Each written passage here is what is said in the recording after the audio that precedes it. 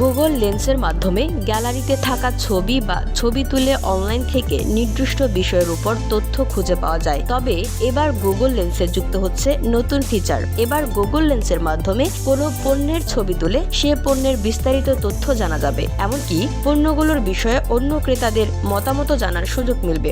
গুগলের তথ্য মতে এই সুবিধাটি ব্যবহার করার জন্য ব্যবহারকারীকে নিজের অবস্থানের তথ্য শেয়ার করতে হবে। অবস্থানগত তথ্য শেয়ার করার পর ছবিতে থাকা পণ্যটি সম্পর্কে বিভিন্ন তথ্য দেখা যাবে, যার ফলে পণ্যটি ভালো না মন্দ তা সহজেই জানা যাবে। প্রাথমিকভাবে যুক্তরাষ্ট্রের অ্যান্ড্রয়েড ও iOS ব্যবহারকারীরা ওয়ালমার্ট, অ্যামাজন সহ বেশ কিছু প্রতিষ্ঠানে পণ্য কেনার সময় সুবিধাটি ব্যবহার করতে পারবেন।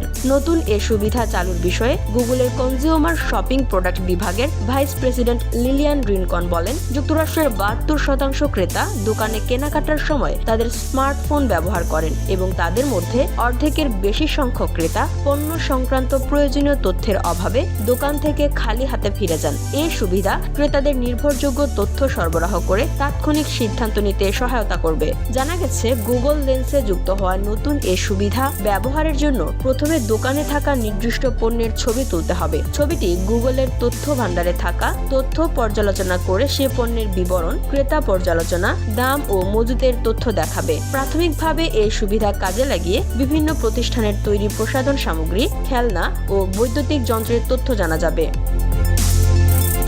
BOD Bangla news desk.